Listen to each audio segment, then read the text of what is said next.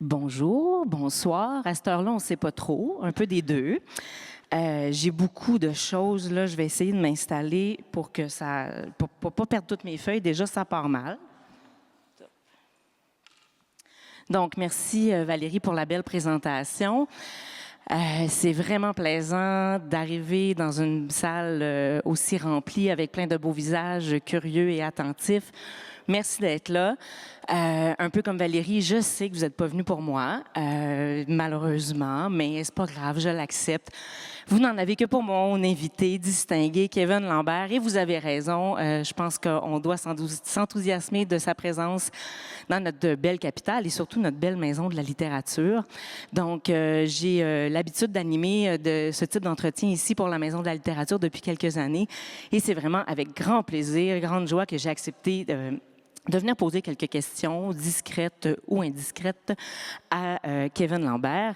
Donc, même si je sais qu'il se passe de présentation, à moins que vous ayez vécu sous une roche dans les derniers mois, là, je vais quand même prendre la peine de faire une petite biographie rapide pour nous rappeler qui il est et quels sont ses accomplissements.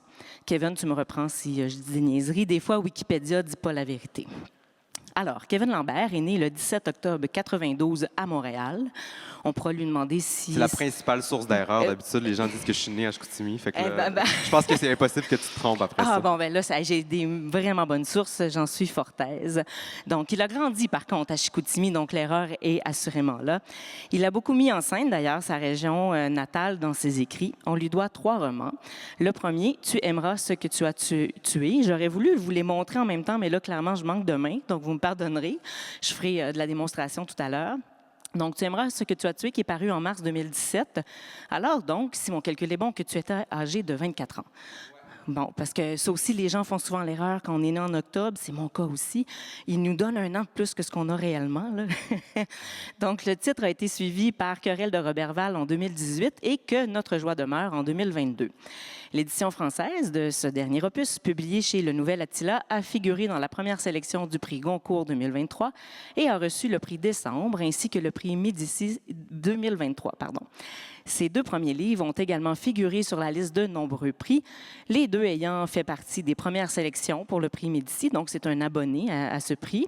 Mais il y a aussi eu le prix Découverte du Salon du livre du Saguenay-Lac-Saint-Jean, la sélection pour la liste préliminaire du prix des libraires du Québec 2018 et une nomination comme finaliste à celui de 2019, un titre de finaliste au prix littéraire des collégiens 2010, une sélection pour le prix Wepler, pour le Grand Prix du livre de Montréal. Il a aussi gagné le prix SAD. Et là, je m'arrête parce qu'il y en a d'autres. Vous irez voir la liste. Elle se trouve facilement sur Internet. Et là, voilà, c'est le moment où je perds toutes mes feuilles. Oui, je vais les jeter au fur et à mesure. En fait, vous allez voir, généralement, ce qui arrive, je me prépare, j'ai 10 pages de notes, j'ai plein de questions, puis finalement, je ne regarde pas pantoute. J'aime bien me laisser porter par la discussion, puis c'est ce qu'on va essayer de faire ensemble ce soir, parce que généralement, c'est là qu'on trouve des petits bijoux, puis la vérité et le chat sortent du sac. Je pense qu'on pourrait tout de suite évacuer l'éléphant dans la pièce, là, cette idée du grand succès, entre autres en France. C'est assurément des questions auxquelles tu as souvent répondu. Donc, personnellement, c'est pas là-dessus que j'ai envie qu'on s'épivarde. J'ai plein d'autres questions qui concernent, entre autres, les livres en eux-mêmes.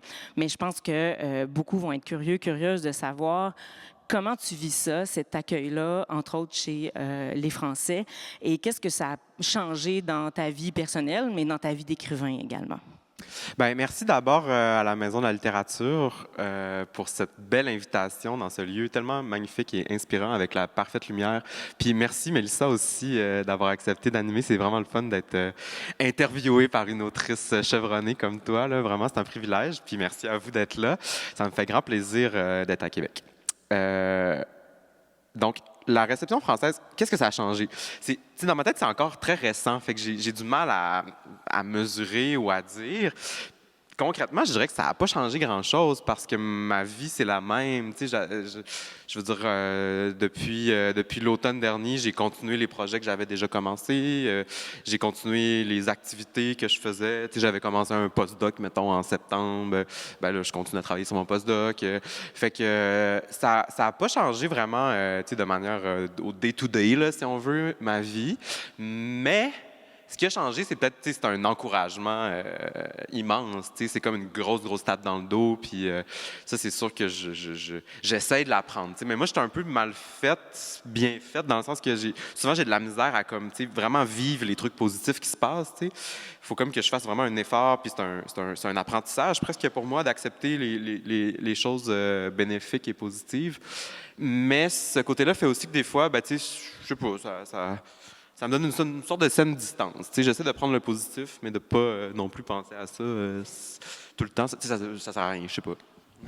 Oui, puis il y a de l'intensité là-dedans. Il y a une certaine forme de violence, je dirais. Là, même si elle est positive, c'est comme une vague là, qui te rentre dedans quand tout arrive en même temps. Tu sais. C'est un peu ça. Parce qu'évidemment, c'est jamais prévu. Là, puis moi, en plus, j'avais eu comme, j'ai eu des polémiques. J'ai eu la version hard. Là, ils ont mis. C'est comme s'il y avait 2 tracks là, dans Montagne Russe. Puis moi, ils m'ont envoyé dans la plus rough. Là. Fait que, je suis arrivé à Paris. Je suis allé 3 fois. Il y avait une polémique. Il y avait ci, il y avait ça. Ça brassait. Fait que, ouais, je pense qu'il y a aussi un très léger trauma. Là, Mais cette idée aussi d'utiliser le mot minable en t'adressant au premier ministre, à quoi tu as pensé? On va en parler peut-être rapidement aussi de la polémique. Là. Vraiment? Allez là.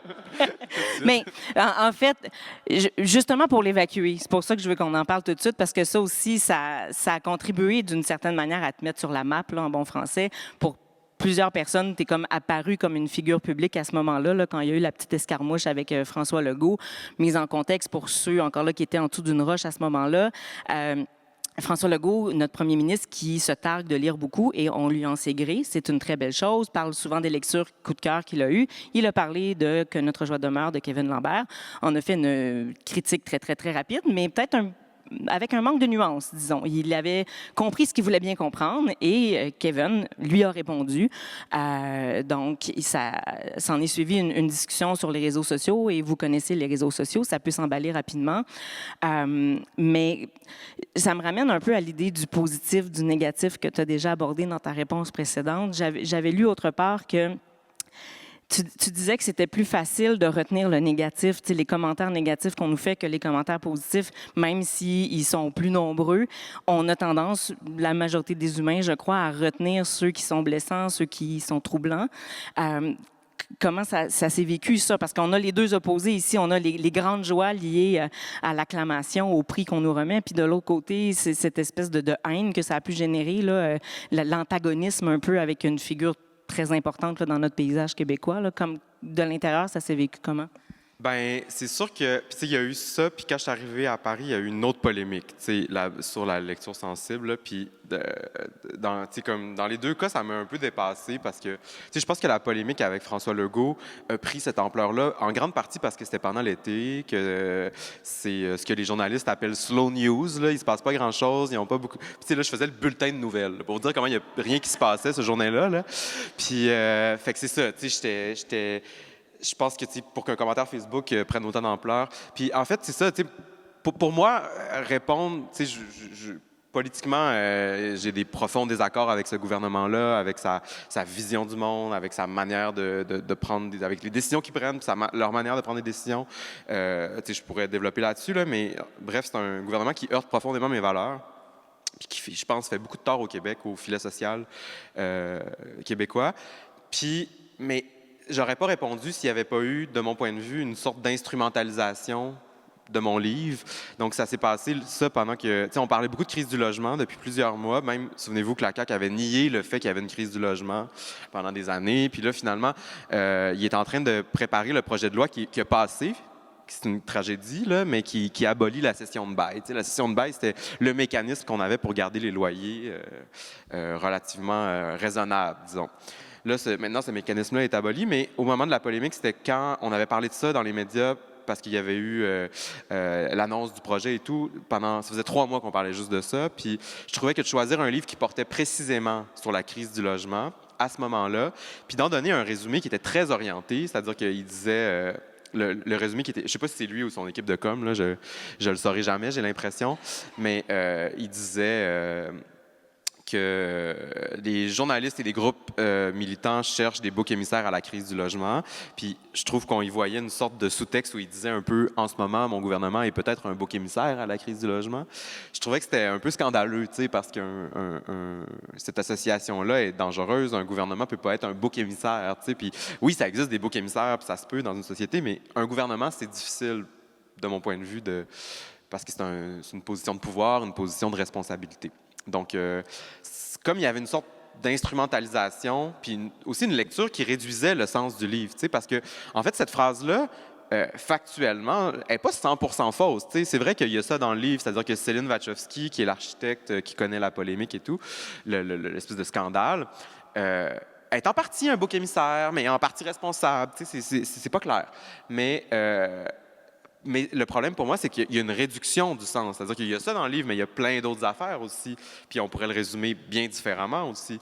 Mais ce qui me faisait peur, c'est cette réduction-là du sens. Puis je trouvais que c'était important que je réponde, non pas pour dire le bon sens, c'est ça, ou le vrai sens qu'il faut comprendre, c'est ci ou ça, mais pour dire, attention, je pense qu'il y a une instrumentalisation, il y a une réduction.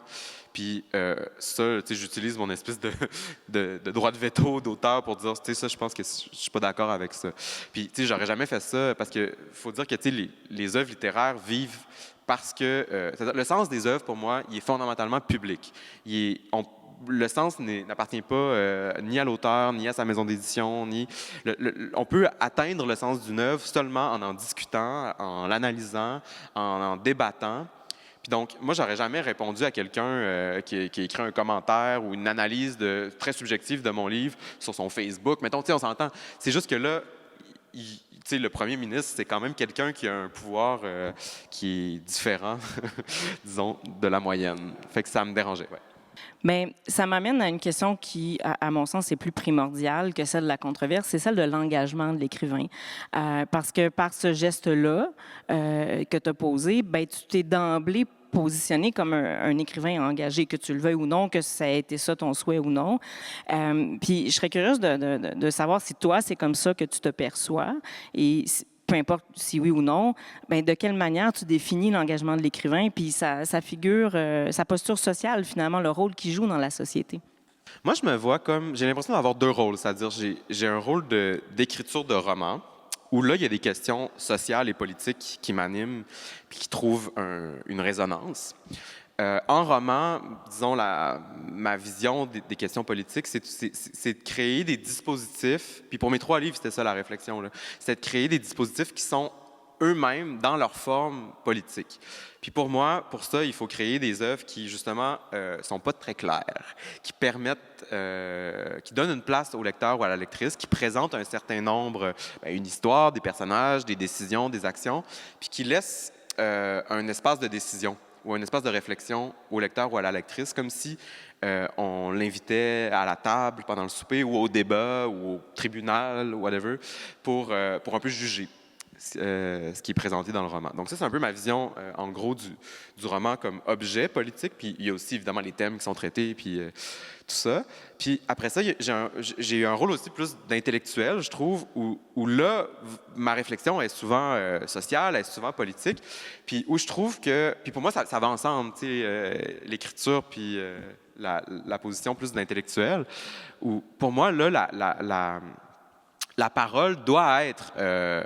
en quelque sorte, je ne sais pas comment dire, choquante, oblique, inattendue. Tu sais, le rôle des artistes puis des intellectuels, pour moi, c'est quand même d'être un peu la mauvaise conscience, tu sais, de la nation ou de la société ou C'est un rôle toujours de décalage. C'est-à-dire que moi, je crois pas du tout que les artistes, c'est les porte-voix de la nation, comme on a pu le penser à une époque, tu sais. Puis souvent au détriment des écrivains eux-mêmes. C'est-à-dire que, par exemple, on a fait de Victor Hugo le poète national, mais bon, c'est discutable, là, cette construction-là, parce que quand on lit ses textes, c'est aussi une œuvre qui est très, très, très critique de sa société contemporaine. Mais donc, moi, c'est ça, je vois pas du tout la position de l'écrivain comme une sorte de prophète de sa nation. Je trouve que c'est plutôt justement un rôle d'épine dans le pied qu'il faut jouer, de voir là où ça accroche, là où ça coince, puis de parler dans ces lieux-là où ça coince un peu. Donc, Donc, est-ce qu'il y a une idée un peu de provocation derrière ça? Je pense, entre autres, à la façon que tu as de mettre en scène la violence, qui est très présente, surtout dans les deux premiers, mais est quand même là que notre jour demeure. Mais dans les deux premiers, c'est dans la face, là. C'est des textes très violents. Est-ce que c'est une façon d'amener la société dans ses derniers retranchements puis de la faire réfléchir, cette mise en scène-là de la violence? Ouais, ben moi, je crois pas trop à la provocation parce que je trouve que souvent, c'est lié à quelque chose d'un peu vain. Tu sais. Il y a une sorte de gratuité dans la provocation qui est connotée. Puis, je trouve que les effets, souvent, de la provocation ressemblent à un coup d'épée dans l'eau. Là. Donc, c'est pas nécessairement là que je veux travailler, mais par exemple, de provoquer des effets ou du moins. Puis oui, la violence dans mes romans, disons, c'est une manière d'aller jouer avec soit des sentiments, des sensations qui sont plus archaïques en nous, disons, qui sont de l'ordre de l'inconscient, de quelque chose d'antérieur, de profond. Puis c'est aussi de penser des fois le roman comme un lieu de catharsis, comme un lieu où nos pulsions les plus meurtrières, les plus terribles peuvent s'exprimer. Ça, moi, je trouve ça très important. Puis je pense vraiment que la littérature, les arts en général, jouent un rôle social en nous permettant de vivre ces passions-là. Tu sais, si le roman policier est aussi populaire, c'est pas pour rien. C'est parce que c'est une manière détournée de vivre nos pulsions destructrices qu'on a tous et toutes en nous, qu'on le veuille ou non. Puis on a tous et toutes aussi une manière de les gérer qui est différente. Je pense que le contact avec l'art, c'est souvent ça. Ça nous permet d'atteindre des zones de notre personnalité qui sont, par d'autres moyens, plus difficilement accessibles. Puis aussi, parfois, c'est des expériences de pensée, c'est de dire, tu sais, qu'est-ce qui arriverait? Mettons, dans une réflexion politique, par exemple, dans Querelle de Roberval, c'est un conflit syndical, employé-patron, qui dérape. Puis il y a un moment où on se dit, mais c'est complètement désespéré. En fait, ils réussiront jamais à avoir ce qu'ils veulent, les grévistes. Puis je pense que quand on réfléchit à ça, à la lutte sociale, à l'engagement, il y a tout un moment où moi, fondamentalement, je crois vraiment à la non-violence. Là. Jamais je défendrais la violence comme instrument pour obtenir quelque chose. Mais même quand je réfléchis des fois à des luttes sociales, l'idée me passe par la tête. Je suis comme, mais là, Chris, on va poser des bombes. Mais, mais fondamentalement, j'y crois pas. Mais quand même, cette idée-là surgit. Ça veut dire que je suis dans une société, je suis dans un monde où cette idée-là existe. Puis donc, elle peut surgir aussi dans ma tête, parce que je suis pas à l'écart de ces phénomènes-là qui existent autour de moi.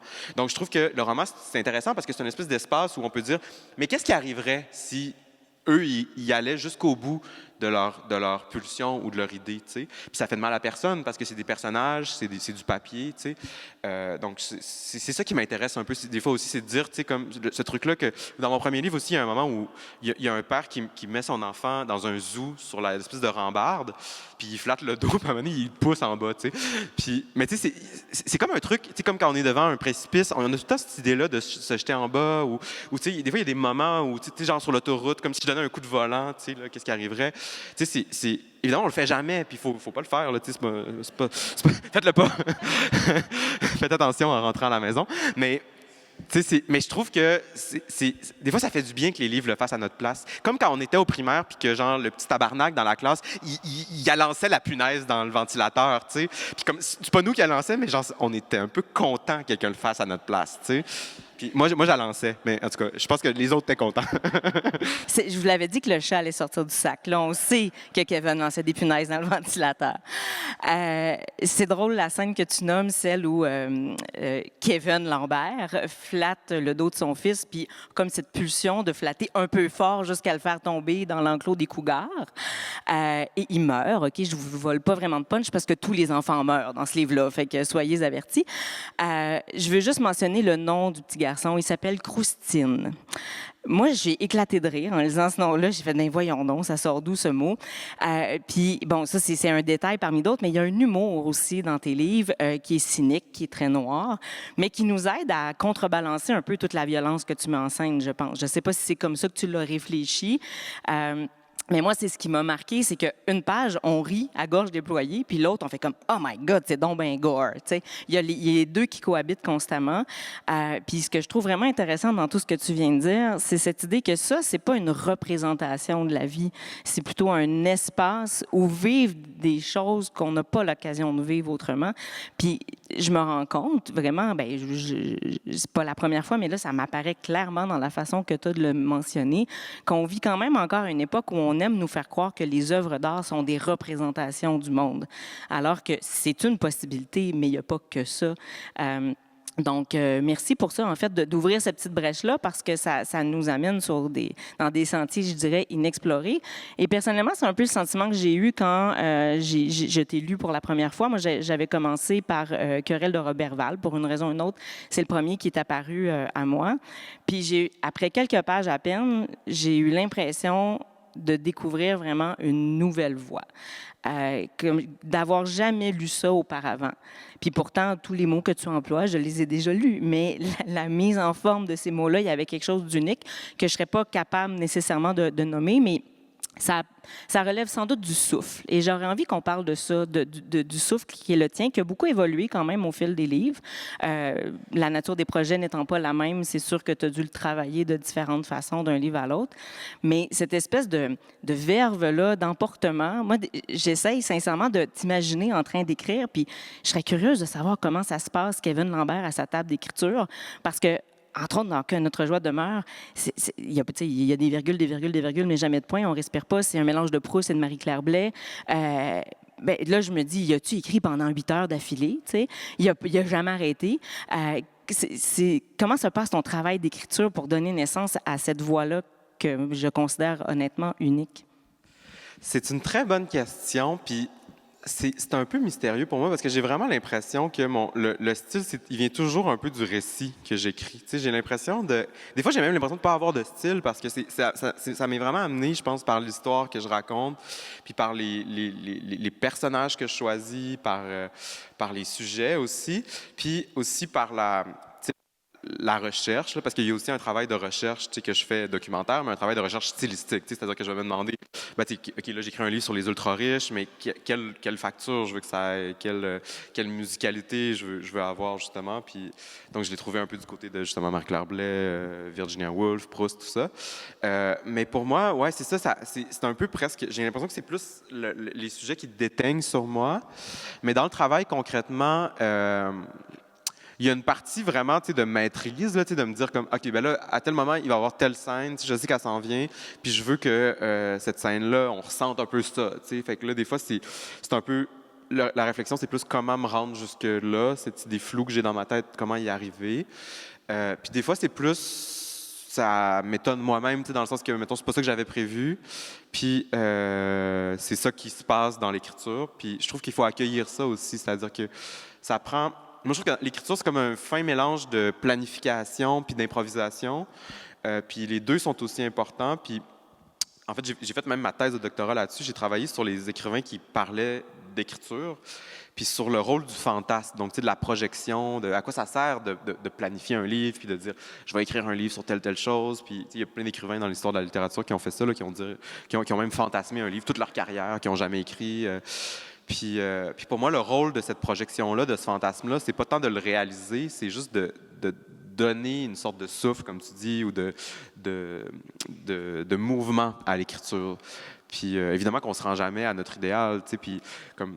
Peut-être que vous avez compris un peu avec ce que je disais avant, mais moi, je comprends un peu tout aussi avec la psychanalyse, comme le pulsionnel, ça m'intéresse beaucoup, mais la question du fantasme en psychanalyse, tu peux pas le réaliser, le fantasme, par définition. C'est une sorte d'idéal inatteignable, puis on peut juste rater la réalisation d'un fantasme, puis il se déplace toujours, le fantasme. Mais je pense que l'écriture, c'est un peu ça, puis que souvent, il faut accueillir aussi ce qui se présente dans le ratage, puis dans l'inconnu, dans l'improvisé. Parlant de fantasmes, là, je retourne à mes notes. Ils n'ont pas été vaines totalement, où j'avais noté des trucs sur le fantasme, justement, puis une citation de ton personnage, en fait, de Céline, dans Que notre joie demeure, qui parle un peu de ça, puis qui nous amène à réfléchir à la question du vrai et du faux.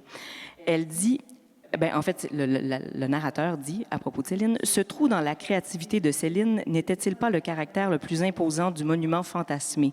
Une vacuité infinie formait l'armature de cet édifice qui lui pesait sur les épaules et qu'elle traînait partout avec elle. Son chef-d'œuvre existait dans les limbes de son imagination. Il était pour cette raison plus vrai que beaucoup d'autres maisons que Céline avait conçues du sous-sol au grenier. » Donc, ce passage-là nous indique finalement que le fantasme à certains moments, est peut-être plus vrai que la réalité, que ce qui existe vraiment sous nos yeux. Et je trouvais ça vraiment intéressant. Puis de la façon dont tu viens de le décrire, finalement, c'est ce vers quoi on tend, c'est ce qui nous porte, c'est ce qui nous encourage à recommencer, à récidiver aussi dans une quête, peu importe que ce soit celle de l'écriture ou ici de l'architecture ou de tout ce qu'on fait dans la vie. Là. Donc, ça portait vraiment en réflexion, comme de nombreux passages que je qualifierais vraiment de philosophiques dans Que notre joie demeure. Tu parlais de recherche documentaire tout à l'heure, puis je serais curieuse de t'entendre sur la part de recherche et la part d'instinct dans le déploiement de ces réflexions-là qui sont très, très profondes. Là, tu viens de nous parler de psychanalyse aussi. Comment tout ça s'orchestre? Est-ce qu'encore là, c'est de façon très fluide sans trop que tu y penses ou c'est vraiment organisé? Tu as des objectifs que tu te fixes sans jamais nécessairement les atteindre et c'est tant mieux, comme tu viens de nous le dire, ou c'est plutôt une espèce de flux continu par rapport auquel tu ne te poses pas nécessairement de questions. Là. Donc, sur la recherche, plus? Oui, exactement. Exact. Moi, je trouve que l'imagination, des fois, on a l'impression que c'est un processus un peu comme qui est de l'ordre de l'illumination. Moi, je trouve pas que c'est ça, l'imagination. Je trouve que c'est un travail de déduction, en fait, qu'on imagine à partir d'éléments, puis que ces éléments-là nous font déduire quelque chose qui nous amène à quelque part. Donc, c'est plus c'est presque un processus logique, c'est peut-être trop rationnel comme mot, parce que c'est pas rationnel, là, l'imagination, mais c'est ça, on a besoin d'une sorte de base qui nous permet après ça d'élaborer, puis même le travail d'empathie, pour un personnage, pour quelqu'un qui est loin de nous, c'est un peu la même chose, on a besoin de quelques éléments, puis après ça, ces éléments-là nous font déduire certaines réactions, certains sentiments, certains ressentis. Puis donc, la recherche, pour moi, elle doit un peu venir nourrir la déduction, donc donner une sorte disons, d'huile pour faire partir le feu, là, au départ. C'est pas une manière très écologique de partir un feu, mais disons, on est dans la fiction, là. Mais en tout cas, une sorte de papier recyclé pour partir un feu. Puis après ça, j'abandonne un peu la recherche pendant l'écriture parce que je veux vraiment avoir une sorte de liberté dans le travail d'imagination, justement. Puis je vais revenir à la recherche à la fin, ou aux trois quarts, mettons, du processus, pour là, plus être dans le fact-checking, si on veut. Parce que là, dans le processus de déduction, il y a forcément aussi de l'impressionnisme. Puis, des fois, en tout cas, des fois, quand j'écris, je sais pas si c'est comme ça pour toi aussi, là, mais je vais être comme, là, je trouve sur une bonne lancée pour aller checker combien ça mesure, je sais pas, là, un cadre de porte selon les normes du Québec, puis là, je vais être comme 10 cm, puis là, je vais y revenir, puis là, des fois, tu oublies, puis là, t'es comme... En tout cas, puis là, idéalement, tu n'oublies pas, puis là, ça, je vais plus y revenir à la fin, t'sais. Fait qu'à la fin, souvent, je fais une ronde de recherche qui est presque aussi importante que la première, où je fais comme un peu du fact-checking ou où je comble certaines choses. T'sais. J'ai conscience, mettons, de ne pas être allé aussi loin que je voulais dans la description de, mettons, pour que notre joie demeure, dans la description du travail concret à l'interne du cabinet d'architecte. Je suis comme, ouais, j'en parle un peu du cabinet, je le décris, mais je dis pas tant qu'est-ce qu'ils font concrètement sur le plancher, mettons. Fait que là, je vais à la fin rencontrer des gens, poser des questions. Puis souvent aussi, pas toujours, au début, c'est plus documentaire, ma recherche, puis à la fin, c'est plus humain, dans des rencontres. Puis là, ça va me permettre de vérifier certaines choses, puis d'ajouter des passages ou de corriger certaines affaires. Mais je ne sais pas si j'ai répondu à ta question. Absolument. Ouais, okay. Oui, elle était floue, puis tu as répondu de manière très éloquente, donc merci de l'avoir rattrapé au bon. Tu as nommé l'empathie. Puis là, c'est sur ce terrain-là que j'aimerais t'amener, parce qu'une chose qui m'a marquée, particulièrement dans Que notre joie demeure, c'est l'empathie dont tu fais preuve à l'égard de tes personnages, pour plusieurs raisons, entre autres narratives, parce que premièrement, tu te promènes d'une tête à l'autre. Tu nous fais rentrer dans les pensées avec un narrateur à la troisième personne, donc c'est pas des jeux, mais on rentre vraiment dans la tête de différentes personnes, des dizaines et des dizaines, là, dans le cadre de ce livre-là, et on a vraiment l'impression de voir le monde à travers leurs yeux momentanément, pendant une page, 2 pages, 10 pages. Ensuite, on revient généralement à Céline à un moment donné, puisque c'est le personnage principal. Donc, première chose, je pense que ça demande beaucoup d'empathie de savoir faire ça. Et là où j'ai trouvé que c'était particulièrement bien réussi, c'est que on n'arrive pas à comprendre si tu aimes ou tu détestes tes personnages. On ne sent pas de jugement à leur égard. Tu nous les montres comme ils sont, mais tu n'es pas en train de nous dire ceci est bon, ceci est mauvais. C'est juste voici les faits les concernant. Et ça, j'ai trouvé ça quand même assez habile parce que souvent, bien malgré nous, ben, nos valeurs de romancier, de romancière vont s'insinuer dans le livre, puis vont faire en sorte qu'on va sentir un peu ce qu'on en pense. Mais est-ce que, dans le fond, ma question, c'est est-ce que ça, c'est un souci que tu as de ne pas te poser en juge, finalement, de tes personnages, ou c'est arrivé de façon naturelle sans trop que tu t'en rendes compte? Non, non, c'est vraiment un souci presque philosophique, c'est-à-dire que je trouve que, surtout pour un sujet comme celui-là où j'écrivais, que notre jeu demeure, l'objectif au départ, c'était d'écrire sur les riches et les ultra-riches. C'était donc une classe sociale qui me fait violence, que parfois je déteste, qui m'enrage, que je pense qu'il ne devrait pas avoir autant d'argent, qu'il devrait avoir des plafonds salariaux. Blablabla. Donc, j'écrivais volontairement sur un sujet qui suscitait comme vraiment de la colère chez moi, puis donc, mais j'étais comme, mais c'est tellement pas intéressant si j'arrive pour dire comme, alors voilà, moi j'ai tout compris, regardez comme ils sont niaiseux, tu sais. Puis moi, j'aime pas ça quand j'ai l'impression qu'on veut me pousser des idées dans la gorge, même si ces idées-là correspondent aux miennes, mettons, tu sais. Souvent, ça me choque. Je suis comme, voyons, OK, je sais, on pense pareil, là, mais tu m'énerves, tu sais, laisse-moi penser. Puis à la lecture. Fait que j'avais surtout pas le goût de faire ça, puis j'avais vraiment le goût de... Puis tu sais, mon idée, c'était un peu de dire, ben, tu sais, les gens sont grands, là, tu sais, les gens sont capables de juger eux-mêmes, tu sais, puis l'idée, dans le fond, c'est un peu d'anesthésier l'union qu'on fait souvent, puis dans les discours militants aussi, pas juste en littérature, mais qu'on fait souvent entre le fait d'humaniser et de critiquer. T'sais. Souvent, on va entendre ça, là, comme « Oui, mais là, tel film humanise tel personnage », comme si ça voulait dire que le film était pro, je sais pas, mettons, le méchant, ou whatever. Puis moi, je trouve que c'est comme un peu shortcut comme réflexion, c'est un peu un raccourci, que c'est pas nécessairement vrai, que aussi il y a la réception qu'il faut prendre en compte, c'est-à-dire que peut-être que toi tu vas trouver que le film est pro tel personnage, puis même si on a les mêmes valeurs, mettons, moi je vais trouver que non, au contraire, le film se moque du donc c'est très subjectif. J'avais vraiment envie c'est ça, de me dire, ben Céline Wachowski, c'est une ultra riche, mais c'est aussi un être humain, là, tu sais, puis sûrement que je partage plein de choses avec elle, comme j'en partage avec la plupart des humains sur la Terre, mais il y a aussi des trucs dans ses actions, dans ses décisions qui me font, tu sais, qui me fâchent, tu sais, puis que je trouve vraiment scandaleuses et choquantes. Mais moi, tu sais, je sais qu'est-ce que je pense de ces décisions-là, mais j'ai pas besoin de le dire à la personne qui va lire, tu sais. J'ai juste à construire un personnage qui est à peu près crédible, puis de présenter certaines de ses décisions, puis après ça, de laisser le lecteur ou la lectrice cheminer avec ces informations-là par rapport à son propre... Ça revient un peu à l'idée de l'espèce d'objet un peu démocratique ou pluriel que je fantasme quand j'écris. C'est toujours de laisser une place à la personne qui lit. Puis il y a un péril là-dedans, c'est-à-dire que peut-être que quelqu'un de très riche pourrait le lire et être comme « Ah, c'est un roman qui fait la promotion des gens riches », tu sais.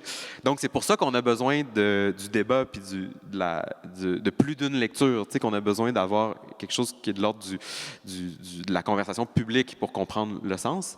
Mais donc c'est ça, c'est un peu ça l'idée. Puis pour moi aussi, c'est important même, tu sais, de l'autre côté, si on sort du roman, dans la réflexion, tu sais, politique ou comme engagée, de se dire, ben tu sais, il faut arrêter de penser que d'entrer en empathie avec, disons, nos adversaires idéologiques ou politiques, ça leur donne raison. T'sais. Au contraire, de comprendre vraiment d'où parle cette personne-là, d'où ça lui vient, ces idées-là qui peuvent nous paraître très choquantes, même violentes, même inacceptables. Bien, pourquoi cette personne-là pense ça? D'où ça vient? Moi, ça c'est des questions que je trouve super intéressantes. T'sais. Puis, en ce moment, il y a un vent d'extrême droite qui souffle partout en Occident. T'sais. Puis je trouve que si on se pose pas cette question-là, pourquoi... puis des fois, c'est dur parce qu'il faut pas écouter ce que les gens disent. Il faut aller chercher plus loin. Parce que quand les gens disent ben, « je suis d'extrême droite parce qu'on se fait envahir par des immigrants », c'est pas une réponse qui explique vraiment pour moi. C'est un peu une réponse... On reste dans l'idéologie, dans une idéologie d'extrême droite. Donc si on prend ça de l'extérieur, c'est d'autant plus intéressant parce que là, moi, je peux dire, ben, moi, cette réponse-là, je pense que c'est de la bullshit. Je pense que c'est juste un discours social que tu reprends puis que des gens construisent pour susciter de la haine puis tirer profit de décisions politiques et tout. Puis là, je vais être comme, tu sais, moi, je vais me dire plutôt, ben, je rentre pas dans ton discours, mais je vais essayer de comprendre plus au point de vue des émotions, du vécu. Qu'est-ce qui peut t'avoir amené, toi, à ressentir ça, tu sais. Puis je pense que ça vient aussi du fait que moi, je viens d'une famille qui pense pas pantoute comme moi, là. Tu sais, c'est une famille plutôt conservatrice du nord du lac Saint-Jean, là. Puis dès que je suis dans ma famille, je suis tout le temps comme tu sais, comme oh, OK, oui, c'est vrai, ils disent ça, eux autres, OK. Puis mais comme j'y connais, tu sais, ça me donne une espèce de porte ouverte pour être comme, ouais, tu sais, c'est comme, lui, mon oncle Camille, mettons, c'est à la fois ça, puis ça, tu sais. Puis tel autre oncle, oui, il peut dire ça, mais c'est aussi ça, puis genre, je comprends le lien entre ça, puis ça, tu sais. En tout cas, donc ça m'intéresse beaucoup, puis je trouve que c'est très riche littérairement et politiquement, tu sais. Oui, et humainement, humainement, ouais. parce que ça nous donne accès à la nuance, ce qui est pas nécessairement la chose la plus répandue par les temps qui courent. Oui, puis je pense qu'il faut vraiment dire, excuse, je reviens, mais je pense qu'il faut vraiment dire aussi que ça n'a rien à voir avec la position politique. C'est-à-dire qu'on peut vraiment trouver que c'est inacceptable de dire on se fait envahir par les immigrants, tout en essayant de comprendre pourquoi des gens pensent comme ça. Puis les sociologues, mettons, ce que je te dis là, c'est une évidence pour les sociologues, parce qu'ils travaillent précisément là-dessus. Ils vont essayer de comprendre pourquoi des gens pensent telle chose et tout. Mais c'est ça, mais je pense vraiment que même dans le monde militant, disons, puis dans le monde de gauche, il faut arrêter de penser que c'est comme automatique. Ça l'est pas. Tu as nommé tes origines, j'y reviendrai peut-être. En fait, tes débuts, si je comprends bien, en écriture se sont faits au Saguenay. Si je ne me trompe pas, tu as fait ton cégep dans la région. Oui, c'est ça. Puis de ce que j'ai lu, parce que j'ai fait beaucoup de recherches, c'est là que tu as eu le déclic pour l'écriture, que tu t'es rendu compte au cégep que, puis ce que j'ai lu me fait sourire, tu disais que tu t'es rendu compte que tu étais toujours en train d'écrire dans ta tête, que tu écrivais sans le savoir, dans le fond, mais que c'était resté un exercice mental, finalement, que tu t'étais pas rendu au geste de poser les mots sur la page, mais que tu avais compris que ça se passait. Qu'est-ce qui t'a amené à avoir ce déclic-là? Est-ce que c'est une œuvre que tu as lue? Est-ce que c'est un prof qui t'a amené à réfléchir à ça? Comment ça s'est passé? Je pense que c'est un peu de tout ça, mais disons, le contact avec la littérature, pour moi, c'est surtout fait au cégep. Puis j'ai eu plein de profs qui étaient vraiment extraordinaires. Je me souviens, mettons, le Paul Auster, il est mort récemment, mais il y a un prof qui s'appelait Richard Boivin, il nous donnait un cours. Toute la première moitié de son cours, genre, c'était sur la trilogie new-yorkaise. Puis là, on lisait les 3 romans, puis après chaque partie de roman, disons, on revenait dans le cours, puis là, on l'analysait, puis vraiment, il faisait comme des analyses vraiment comme un peu de base, mais on était au cégep, fait qu'on avait besoin de ça. C'était vraiment comme, on allait dans l'intertexte, toutes les références littéraires qu'il y avait dans ce livre-là, puis on essayait de les épuiser, puis on n'y arrivait jamais, puis après ça, on travaillait sur un autre aspect, puis c'était passionnant. Moi, ça m'a vraiment emballé, mais, mettons, je pensais pas automatiquement à l'écriture quand j'avais ces cours-là, même si ça me stimulait beaucoup. C'est plus vraiment les cours de création, quand on a eu à produire des textes, puis que ça m'a vraiment stressé. C'était comme, genre, qu'est-ce que je vais faire? Je dois remettre un texte pour la semaine prochaine, genre, what the fuck? Puis, c'est ça, à un moment donné, j'ai comme découvert que c'est ça, de toute manière, il y a une voix qui parle dans notre tête, là, tout le temps, en tout cas, moi, j'ai ça. J'espère que vous appellerez pas la police, mais... puis c'est ça, puis j'étais comme... Ah, mais tu sais, il y a peut-être que je peux utiliser ça ou comme essayer de me connecter à cette espèce de machine-là qui tourne. Puis je me rendais compte des fois aussi comme, ah, mais tu sais, si je lis ce roman-là, la voix, elle se met à parler un peu comme Régent Ducharme, mettons, tu sais. Puis comme tel autre. Puis ça, c'est un peu vraiment là que j'ai découvert ça. Puis on avait un prof de création littéraire. Il faudrait bien que je me souvienne de son nom parce que j'ai un blanc. Son plein nom, c'est André. Puis son nom de famille, je m'en souviens pas. Il a publié des romans en plus, puis tout. Mais en tout cas, André G, quelque chose, en tout cas. Puis, lui, c'est vraiment, il nous accompagnait bien, en plus, je trouvais. Il nous donnait le droit un peu de tout faire. Puis, il n'était pas dans le, là, je m'attends à ce que vous créez des chefs-d'œuvre. C'était vraiment décomplexé, puis c'était le fun comme cours. Donc, il y avait une liberté qui t'a permis de te découvrir, finalement, de te connecter à cette petite voix-là dans ta tête. Je te rassure, moi aussi, j'en ai une. Eux, je ne sais pas, là, mais moi aussi. J'utiliserais le mot « connexion » que tu as pris pour t'amener sur le sujet du paranormal et de l'ésotérique, parce que j'ai lu un truc où tu parlais du moment où tu as su que tu avais reçu le prix Médicis, que tu étais lauréat. C'était après une très mauvaise journée, tu n'étais pas dans des bonnes dispositions, puis tu t'étais couché le soir en convoquant, on va dire, Marie-Claire Blais, en lui demandant de t'envoyer des messages dans tes rêves. Puis finalement, c'est pas arrivé. Soit tu t'en rappelais pas de ces rêves-là, soit il n'y avait pas de message, donc tu étais un peu déçu. Puis finalement, c'est le lendemain que la nouvelle est arrivée, puis tu t'es dit, le message, c'est peut-être ça. C'est peut-être Marie-Claire qui m'interpelle en m'envoyant le prix. Pour mémoire, Marie-Claire Blais a gagné elle-même ce prix-là il y a quelques années. Marie-Claire Blais nous a évidemment quittés il y a quelques années maintenant. Et elle croyait à ça, à la communication entre les vivants et les morts. Donc, à ces espèces d'échanges qu'il pouvait y avoir entre les plans, on va dire. Là. Puis, je trouvais ça intéressant parce que je rattachais ça un peu à la notion de fantasme que tu as abordée. Donc, de cette idée de ce qui n'existe pas, mais de ce qu'on veut faire exister, vers quoi on tend, puis avec quoi on essaie de communiquer finalement, mais on y parvient pas toujours.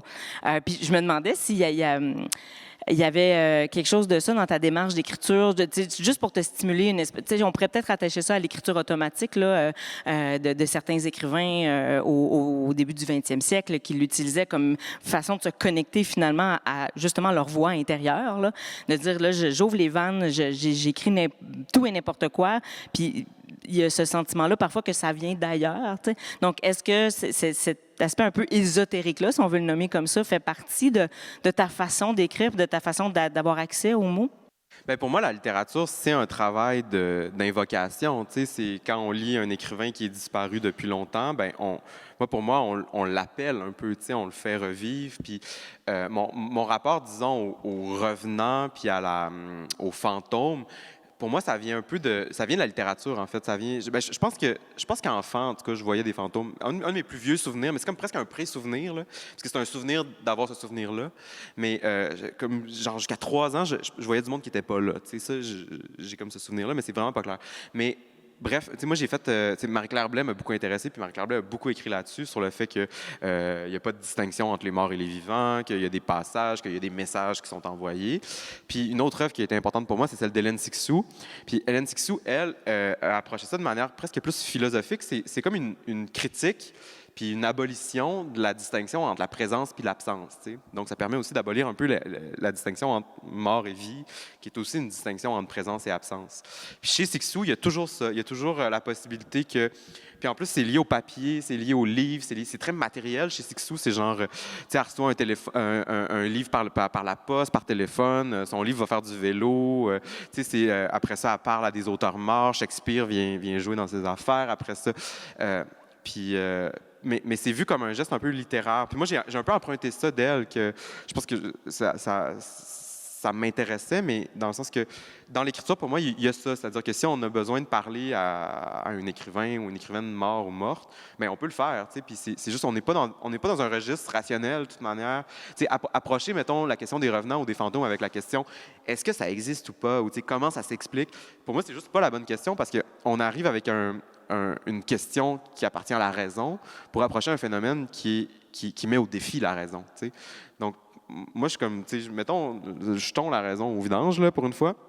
Puis laissons juste ce phénomène-là ou cet aspect-là de la vie s'exprimer. Puis moi, c'est quelque chose de très quotidien. Ou des fois, puis c'est pas juste avec les morts, c'est avec les absents. Des fois, j'ai besoin de parler à quelqu'un ou comme. Puis j'ai l'impression que je suis capable de communiquer, avec genre Mariah Carey. Puis je prends un exemple comme ça, c'est une chanteuse, là, mais j'y parle souvent. Puis j'ai l'impression qu'elle m'entend. Puis je me dis tout le temps aussi, mais quand à un moment donné, elle aura besoin, puis qu'elle va être vraiment déprimée ou qu'elle va avoir besoin d'une sorte de présence, aussi, je vais me rendre disponible, pour que j'aimerais ça en plus qu'elle me demande de venir l'aider. Mais non, mais je pense aussi que c'est un truc, faut y aller dans l'autre sens aussi. Il faut se rendre disponible à ce que les autres peuvent demander ou canaliser de notre énergie puis de nous. T'sais. Puis l'énergie, moi, je pense que c'est potentiellement infini. On n'a pas besoin de la garder ou de la protéger. Fait que c'est ça. J'essaie que ça soit une relation réciproque aussi avec les fantômes. Donc, si je comprends bien, dans les projets futurs, il y a un duo avec Mariah Carey qui s'en vient. On travaille là-dessus. On fait aller nos contacts. En fait, avant de parler des projets futurs, on va y arriver quand même bientôt parce que l'air de rien, on parle depuis un petit moment, puis on va avoir, on veut avoir un peu de temps pour les questions du public. Mais avant donc de parler du futur et des projets à venir, je voudrais te parler du pouvoir de la littérature, selon toi. J'ai lu dans la presse du 2 juin, je pense que tu avais eu une carte blanche, puis là, je vais retrouver parce que il y avait une petite citation que j'aurais eu envie de vous lire. Il faut que je la retrouve dans toutes ces feuilles. C'est plus au début. Tu vois, une chance que tu m'as redonné mes feuilles tout à l'heure. Voilà. Donc, tu as fait paraître une carte blanche sur Georges Pissimopéo et tu parles de la puissance rare et mystique de la littérature dans cette carte blanche-là. Et je voulais t'entendre sur ça, sur c'est quoi le pouvoir de la littérature selon toi? À quoi est-ce que ça nous donne accès que la simple expérience quotidienne de la vie humaine ne nous donne pas accès? Puis là, tu viens un peu d'effleurer peut-être un début de réponse avec ce dont on vient de parler, mais je suis sûre que tu en aurais encore à dire. Donc, sur ce que c'est capable de nous apporter, en quoi ça contribue à amplifier notre expérience humaine, finalement, la littérature? C'est une très bonne. La plus belle chose que j'ai lue là-dessus récemment, c'est Catherine Leroux, je pense qu'elle a mis ça genre sur Facebook, là. Mais c'était pendant l'éclipse, puis elle disait la littérature, c'est un peu l'espèce de lunette noire, je sais pas si tu l'avais vu passer, qui nous permet de regarder l'éclipse, tu sais. Comme le monde présent nous aveugle, puis on y comprend rien, puis si on le regarde directement, on se blesse nous-mêmes, tu sais.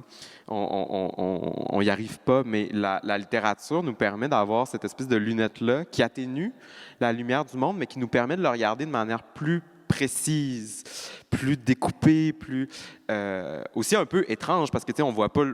C'est pas tout à fait le vrai soleil qu'on voit quand on regarde à travers la lunette. T'sais. Fait que je trouvais que c'était tellement une belle métaphore pour dire cette chose-là qu'on a tellement souvent de mal à exprimer. Donc, grand merci à Catherine Leroux pour vrai. Puis c'est tellement brillant, je trouve, d'avoir eu cette idée-là. Mais ouais, puis moi, c'est ça mon rapport aussi personnel. C'est-à-dire que j'ai toujours l'impression de rien comprendre de ce qui m'arrive, de ne pas me comprendre moi-même. Puis c'est juste l'espèce de rencontre de sensibilité qui me permet finalement de catcher quelque chose, tu sais, de ma vie Puis c'est souvent quelque chose de très instinctif. C'est là où ça vibre qu'il y a quelque chose de l'ordre de la compréhension qui se développe. Puis c'est une compréhension qui est d'autant plus précieuse parce qu'elle ne passe pas par la raison dont je parlais tout à l'heure. Puis on a longtemps et beaucoup valorisé la raison puis ses instruments comme véhicule de compréhension du monde, disons. Mais je pense que quand on aime l'art ou quand on fait de l'art, souvent on a un petit doute là-dessus. C'est comme s'il manque quelque chose quand on a juste une approche strictement raisonnable ou rationnelle du monde, de la société, des phénomènes humains ou politiques même. Puis moi, j'ai vraiment besoin d'avoir cette espèce de sensibilité-là. Puis c'est presque aussi un défaut de pensée, c'est-à-dire que dès que je vois, même quand je vois une entrevue avec un politicien, je vais toujours dans ma tête me dire, ouais, mais là, OK, mais à quoi il pense en ce moment? C'était quoi sa journée? D'où il vient cette personne-là? J'essaie toujours de compléter dans ma tête un peu parce que j'ai l'impression que le discours, on comprend rien. On est trop pogné dans le discours, puis surtout dans ces sphères-là, où on est dans la langue de bois, dans le mensonge même, littéralement. Des fois, je trouve moi, en tout cas, j'ai besoin d'avoir cette espèce de rapport-là plus affectif puis intuitif aux choses qui nous permet aussi de sortir du discours, de cette prison-là du discours qui nous étouffe.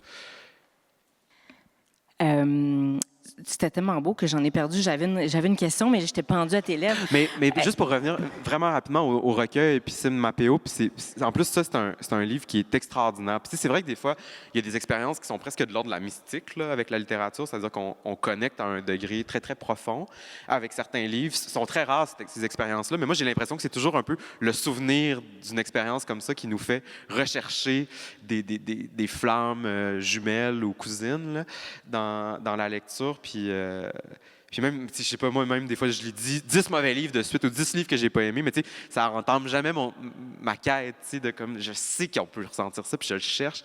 Puis ça, c'est un livre, je trouve, qui parvient vraiment à toucher quelque chose de très, très, très profond.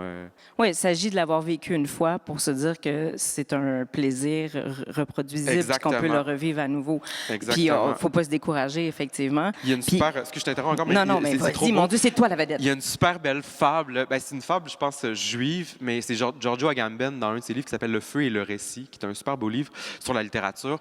Il commence comme ça, c'est les 5 premières pages, puis là, je vais comme vous le résumer, fait que ça va être poche, là, mais c'est très beau quand on le lit dans la langue de Giorgio Agamben, qui est un philosophe. Il dit les premiers humains ont fait un feu, mettons, puis après ça, le feu s'est éteint, mais ce qui est resté, c'est la mémoire du feu. C'est-à-dire que le feu est éteint, puis là, la génération d'après a raconté que ceux d'avant ont fait le feu. T'sais.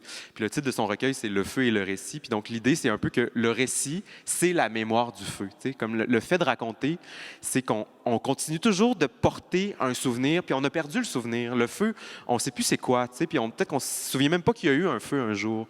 Mais le récit, dans cette légende juive-là, serait le résultat de ce premier désir-là de garder quelque chose du feu qu'on a éteint. Je trouve ça magnifique, moi.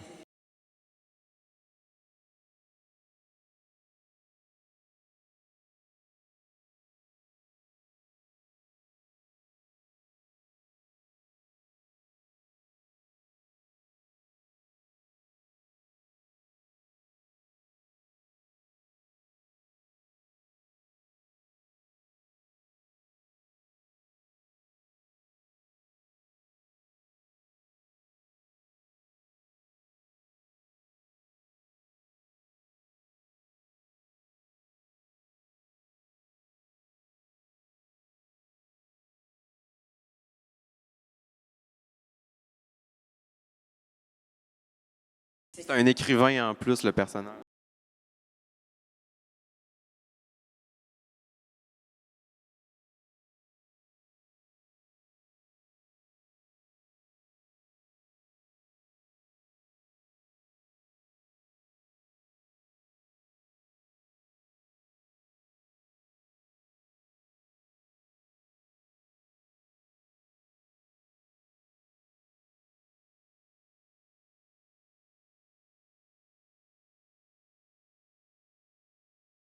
Absolument, tous les arts, je ne sais pas comment dire, mais oui, j'ai vraiment besoin de ça. Puis j'ai souvent besoin de penser mes romans avec le décalage qu'amène un autre art, ou même une scène, de me dire, dans Querelle, mettons, il y a un moment où il y a un personnage qui meurt, puis c'est vraiment comme un opéra, après sa mort, il y a des gens qui chantent, il y a des angelots qui apparaissent.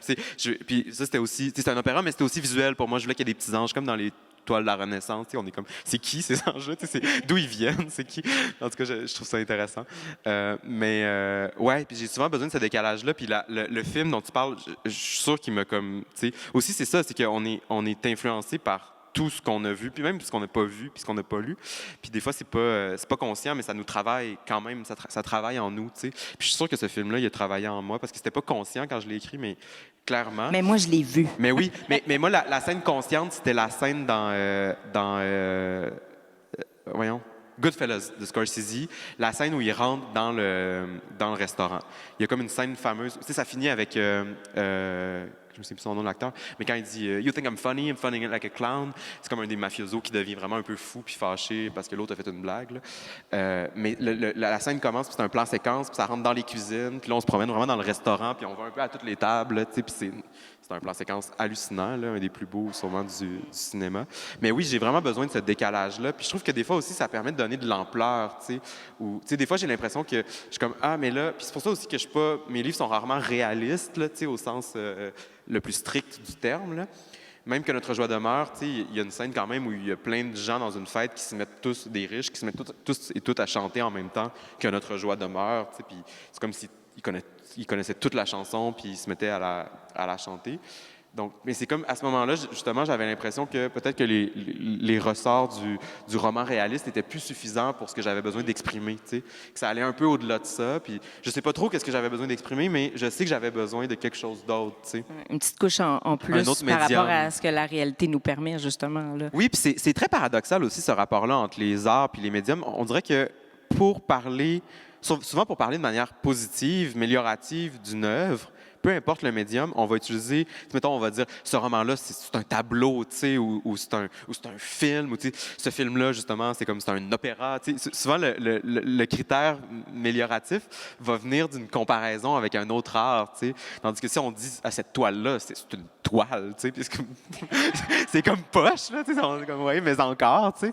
Mais cette toile-là, c'est un film, par exemple, ou c'est une photo, tu sais, c'est comme là, on comprend que c'est amélioratif. Mais je trouve ça drôle, cette espèce de croisement-là, tu sais. C'est vrai, ben ça montre que l'œuvre a ouvert les champs des possibles par rapport au médium utilisé, c'est ça. C'est comme s'il y avait tout le temps tu sais, que peu importe le médium, finalement, à un moment quand on apprécie surtout, là, ça vient tout se rejoindre dans une sorte de comme correspondance entre les différents arts. Ouais, un grand magma artistique.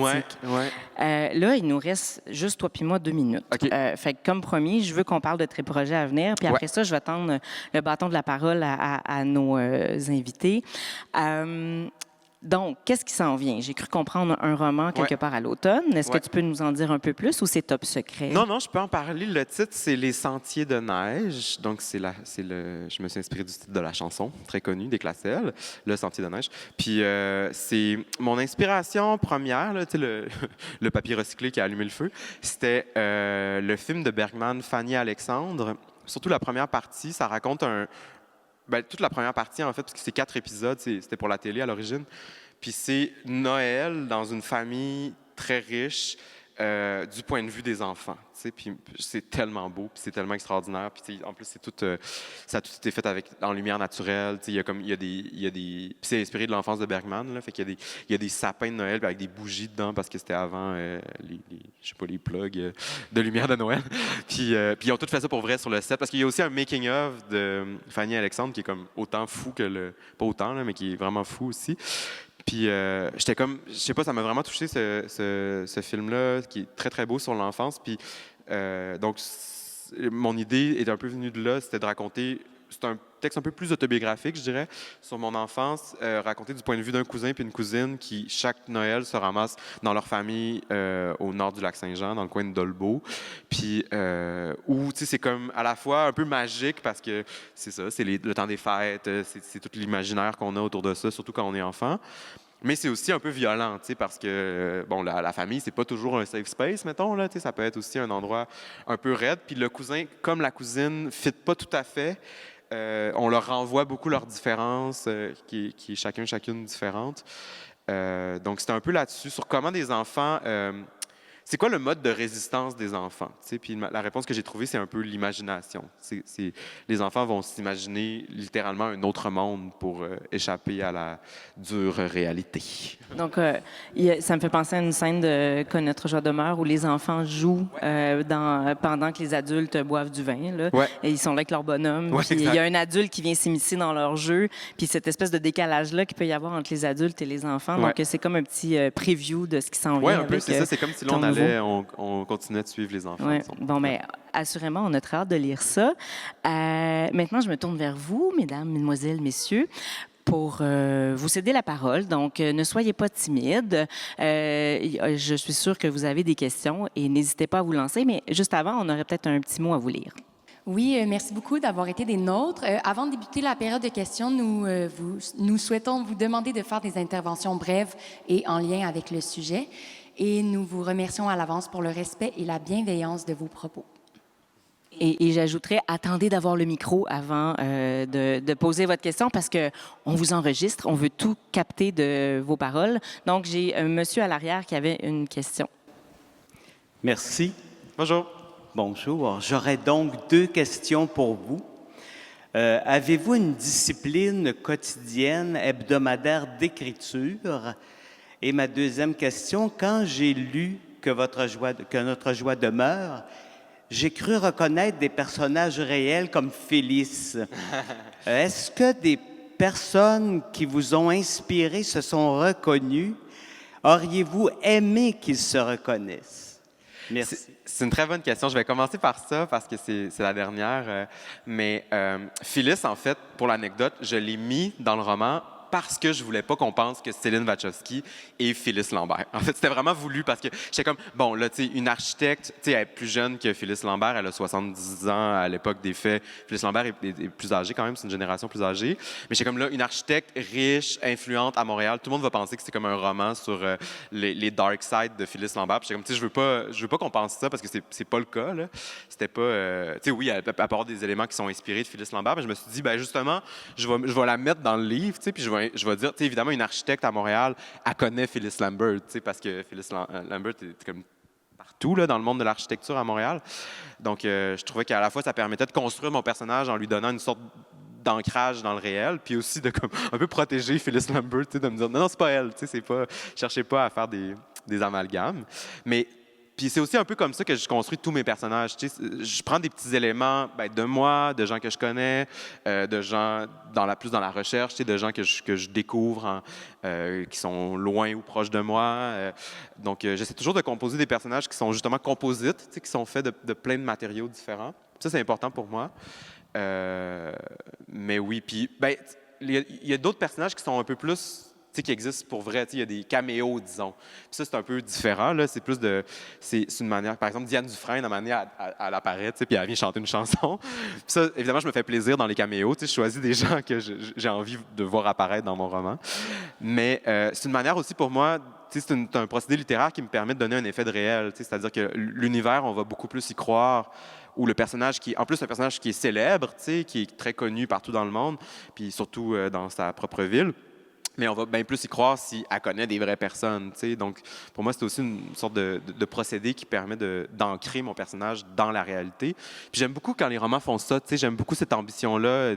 J'aime aussi beaucoup l'Uchronie, les romans qui disent comme, mais attention, qu'est-ce qui serait arrivé si l'histoire, je sais pas, là, si il se serait passé telle chose à la place de telle autre. Puis, donc, ouais, j'aime que le roman ait cette prétention-là, de dire, moi aussi, je suis pas juste une sorte de succédané du réel. Moi, je peux comme ajouter des choses dans le réel ou d'en changer. Je trouve que c'est un peu mégalo, puis c'est drôle, c'est amusant.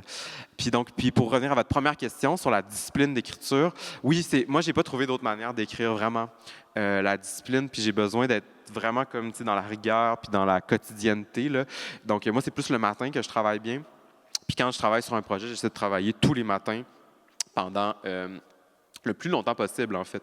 Parce que dès que je perds une journée, j'ai l'impression de perdre le fil un peu, puis après ça, je dois récupérer le fil. Mais ouais, j'ai vraiment besoin de cette discipline-là, puis c'est comme ça que ça écrit, généralement, le mieux. Merci pour vos questions. Merci. Il y avait monsieur au centre, puis ensuite, on pourra venir à l'avant. J'ai 2 autres mains. Bonjour, Kevin. Bonjour. Le André Vous êtes très mystérieux, je vois juste vos yeux. Le André que tu cherchais tout à l'heure, là.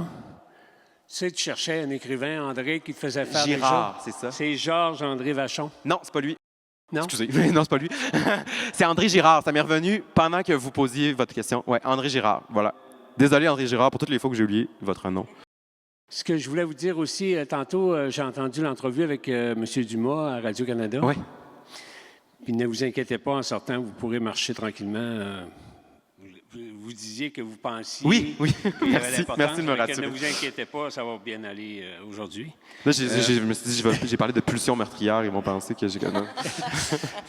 L'autre chose, tantôt, monsieur a posé une question. Vous allez à un endroit, vous écrivez le matin. Est-ce que vous écrivez dans la même pièce, puis est-ce que vous voyez vos personnages à un moment donné rentrer bien concentrés à force d'écrire? Est-ce que Monsieur Tremblay disait ça souvent, à un moment donné, il voit ses personnages, il tourne comme autour de lui, puis ça l'aide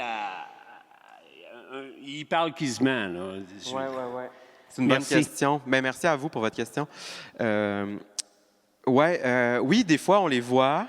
Des fois, on les entend, ça change. Puis des fois aussi, on les voit pas. Puis là, moi, des fois, je travaille. Je suis comme, ben là, ce personnage-là, j'ai besoin de lui donner un corps. Puis même des fois, je vais essayer de trouver une actrice ou un acteur ou quelqu'un que je connais qui, comme dans Que notre... Là, c'est vraiment anecdotique, là, mais dans Alcé, fait que ça ne me dérange pas de le dire. Mais dans Que notre joie demeure, il y a un personnage qui s'appelle Dina. Puis elle, à un moment donné, j'étais comme, mais là, on dirait que je la vois pas, Dina. Elle ressemble à quoi? Comment qu'elle bouge? Puis tu sais, je décrirais pas nécessairement comment elle bouge dans le livre, mais on dirait que j'ai besoin de le savoir des fois pour écrire. Puis à un moment donné, je suis tombé sur une vidéo de José Di Stasio, puis j'étais comme, ah, Voilà. Dina, c'est José Di Stasio, tout dans ma tête, mettons. Puis, donc, c'est pas non plus, c'est pas pour qu'elle joue le rôle parce que c'est pas une actrice. Fait que c'est vraiment juste au niveau de l'imagination. Des fois, on dirait que d'avoir un corps, c'est vraiment aidant. Puis des fois, ça vient naturellement. Des fois, non. C'est un peu mystérieux, ça. Pourquoi? Comme Céline, c'était très clair dès le début pour moi à quoi elle ressemblait. Mais oui, il y a ça. Puis là, j'ai peur d'oublier des éléments de votre question, des personnages. Toujours dans la même pièce? Est-ce que tu écris toujours Ah, dans au la même même endroit? pièce. Ça peut changer, mais j'ai comme vraiment besoin de la routine. Là. Fait que si je peux établir une routine ailleurs, ça peut fonctionner, mais j'ai besoin d'établir cette routine-là. Fait que ça me demande un peu d'adaptation, mettons. Donc, à l'avant, on avait 2 mains, madame, et ensuite ici, et ensuite vous. Il s'en vient, il s'en vient. Patience. Alors, Kevin, moi, j'ai été très touchée par le feu. Je trouve ça vraiment génial d'avoir des jeunes comme toi qui s'enthousiasment pour la vie aussi fort. Les livres, hein, ça nous transporte, ça nous amène loin, ça nous aide à vivre. Moi, j'ai lu Tu aimeras celui avec j'ai beaucoup d'intensité. Puis par rapport aux œuvres d'art, moi c'est comme si je regardais des tableaux baroques, parfois même rococo. Tu sais, c'est très percutant. Tu regardes, puis je le voyais là, vraiment, vraiment. Alors je veux vraiment t'en remercier. C'est un très beau moment pour moi. Puis par rapport à l'importance que tu accordes au nom de tes personnages, est-ce que Céline, c'est aussi Céline? Ben ça, c'est une bonne question parce que ça aussi, c'était volontaire, évidemment. On n'appelle pas un personnage au Québec Céline hors de tout doute. Là, mais moi, ma réflexion, c'était un peu de me dire, j'ai besoin de construire un personnage qui, très rapidement, va porter une sorte d'aura, parce qu'en plus, le roman commence comme ça. On connaît plus son aura au début que la vraie personne. On arrive dans la fête, puis on va passer un peu le point de vue de différentes personnes, puis aussi le point de vue des gens sur elle. Qu'est-ce que les gens pensent d'elle? Puis souvent, ce qu'on constate dans ce chapitre-là, c'est que les gens la connaissent pas vraiment. C'est vraiment la réputation, c'est la rumeur qui est d'abord le premier contact avec elle. Donc, j'avais besoin d'un nom qui était tout de suite évocateur pour moi d'une forme de célébrité, un nom que tout le monde connaît. Puis là, j'étais comme, je prends-tu Céline? C'est-tu trop? C'est-tu too much? Puis finalement, dans le travail, c'était comme devenu une évidence. J'étais comme, non, il faut qu'elle s'appelle Céline. Puis en plus, elle peut pas aimer Céline Dion. Parce que moi, j'adore Céline Dion. C'est pas un commentaire là, oblique sur Céline, mais j'étais comme, Céline Wachowski, de sa génération, de son parcours intellectuel, artistique, on dirait que c'est une génération qui peut pas aimer Céline. Parce que à l'époque, c'était perçu comme le mauvais goût, donc il fallait s'en distinguer et tout. Puis pour ma génération, je pense que pour notre génération, c'est différent. Là. Mais donc, je trouvais ça intéressant de reprendre puis de resignifier. C'est un travail de resignification, en fait. C'est comme de prendre quelque chose qui est déjà lourdement chargé, mais de lui redonner un autre sens à l'intérieur de ce texte-là. Puis ce qui m'a aidé, c'est beaucoup son nom de famille. C'est de trouver justement un nom qui vient un peu clasher avec le Céline. Elle n'aurait pas pu s'appeler Céline, je sais pas, là, Breton, mettons. Ça n'aurait pas marché. Il fallait qu'il y ait un nom de famille qui vienne un peu briser l'idée qu'on a ou même la sonorité attendue. Puis Wachowski, il y a quelque chose de même de cassant au point de vue sonore. Là. Wachowski, c'est comme... Fait que, ouais, j'ai travaillé comme ça, au niveau... Mais c'était autant sonore que dans le sens. Ouais. Puis aussi, juste, dernier truc, parce que j'aime vraiment cette question-là, mais au niveau du nom, mais c'est que c'est devenu presque une ponctuation à un moment donné, Céline, pour moi. Parce que le texte n'arrête pas de répéter Céline, nanana, Céline, nanana, Céline, nanana. Mais vraiment, à un moment donné, je me suis rendu compte que le prénom du personnage était devenu autant important qu'un point ou une virgule, puis un élément de ponctuation. Ouais. Merci à vous. Merci pour ces belles questions. Donc, c'était plus ici à ma droite, monsieur. Bonjour. L'écrivain Yves Beauchemin vous a précédé dans ce fauteuil. Et M. Beauchemin est un amateur de musique classique extraordinaire. Il a une collection hyper impressionnante. Je lui ai posé une seule question, à savoir s'il écrivait au son de la musique. Il m'a répondu non, par respect pour la musique. Vous, est-ce que vous écrivez en silence? C'est une bonne question, merci. J'écris, ça dépend. En fait, la réponse plate, c'est ça dépend. Ça dépend des besoins, souvent, du moment où j'écris. Des fois, j'écris une scène, puis comme là, j'ai besoin d'avoir une musique qui va m'amener à un niveau d'intensité. Souvent, quand j'écris plus des dialogues ou je travaille plus l'oralité québécoise, tu sais, là, des fois, j'écoute, genre, mettons, du Richard Desjardins. Tu sais, j'ai besoin d'avoir quelque chose qui, même dans le son, me permet d'avoir accès à cette langue-là, tu sais. Des fois, c'est vraiment plus l'atmosphère d'une scène. Puis des fois, en effet, c'est le silence qui est de mise, ou du moins une musique très, très neutre et comme qui voisine le silence, disons, là, qui est plus de l'ordre du remplissage ou de la couverture des autres sons. Donc, ouais, ça dépend. Mais moi, j'aime beaucoup l'exercice, des fois, de me dire comme, OK, là, je vais écrire ma scène, mais là, qu'est-ce que j'aurais besoin d'écouter en écrivant? Tu sais, mettons, la scène de bagarre dans Querelle, il y a une grosse scène où ça se bat, là, à coups de batte de baseball. Puis, on dirait que là, j'avais vraiment besoin d'une musique, tu sais. Puis, finalement, c'est une tune de David Bowie que j'ai écoutée tout le long parce qu'elle était très... elle commençait lentement, puis elle devenait vraiment... Elle explosait littéralement à un moment donné, tu sais. Puis, on dirait que son énergie m'a vraiment porté, même s'il n'y a aucune référence à cette chanson-là, évidemment, là, mais... Donc, ouais, c'est une bonne question. Ça dépend pour moi. Merci à vous. Il me semble que j'avais vu une autre main. Ouais, oui, Madame Justicia Lavant. Bonjour, j'ai une question pour toi. Pourquoi avoir choisi premièrement, une femme, deuxièmement, architecte, pour personnifier une ultra-riche, alors qu'il me semble que c'est extrêmement rare qu'une femme qui exerce ce métier-là se hisse à ce niveau-là? Je pensais plus à des gens du domaine de la finance, quelqu'un qui travaille dans le domaine des mines ou du diamant ou peu importe. Là, je l'aurais visualisé. Mais j'avais du mal à croire qu'une femme architecte puisse se hisser à ce niveau-là. J'aimerais t'entendre là-dessus. Oui, c'est une très bonne question. Bien, elle n'a pas fait sa fortune en architecture. Hein. Céline Wachowski, elle a fait sa fortune en finance, là, avec des investissements.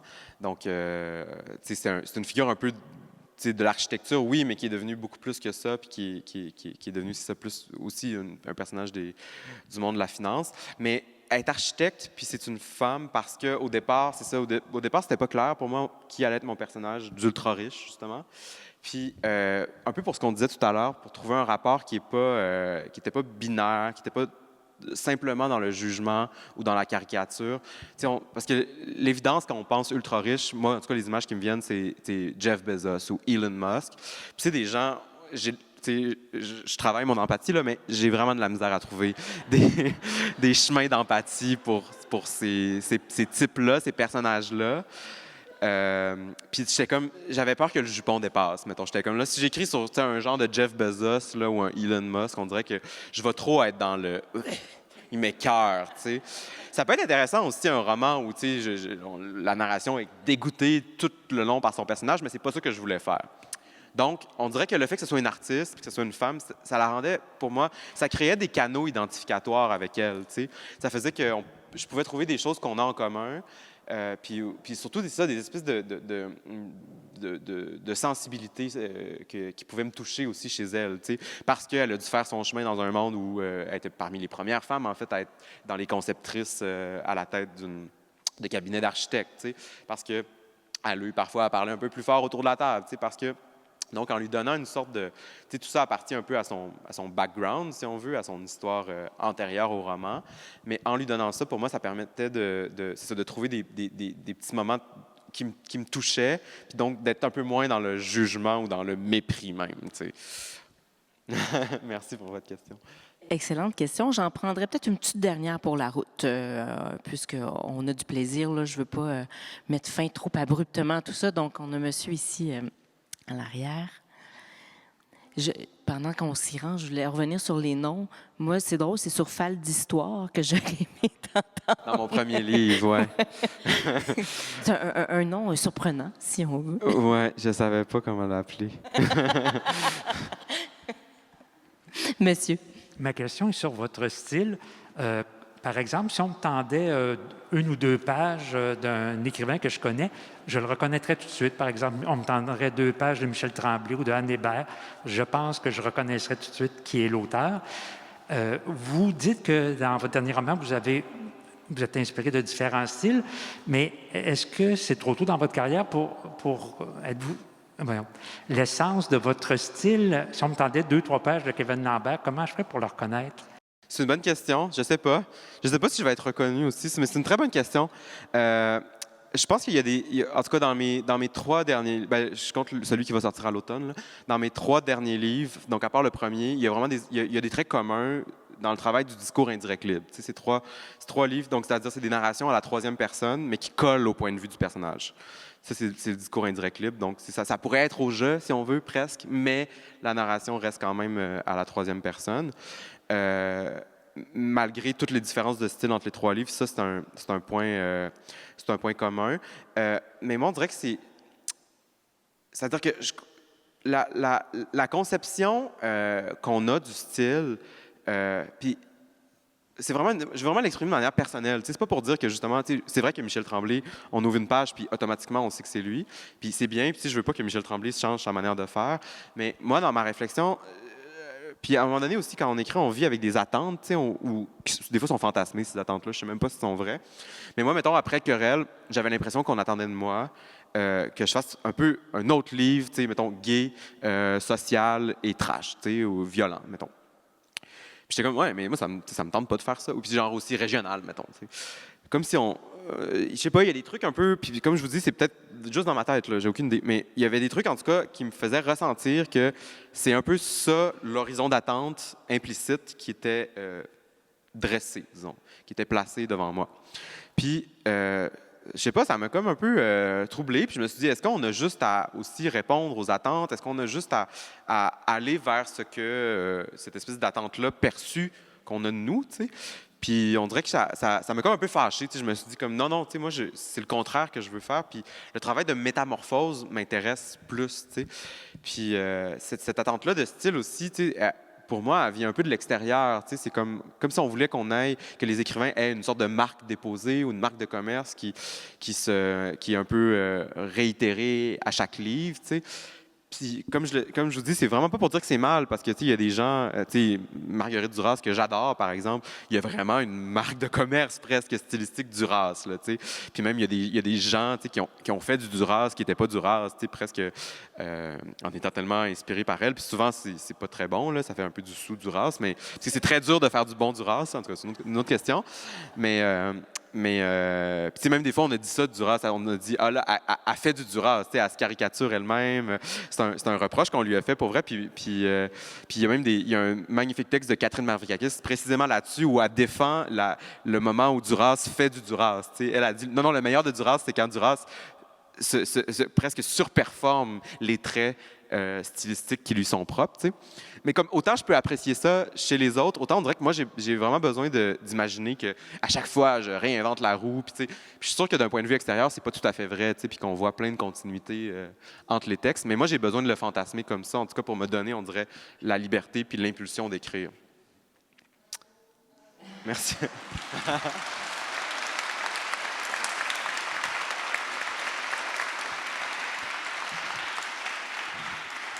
Je conclurais en disant tout simplement, Kevin Lambert, merci d'être Kevin Lambert, peu importe que ce soit dans ton style ou dans autre chose. Merci Mélissa Véro d'être si bonne en Mélissa Véro intervieweuse.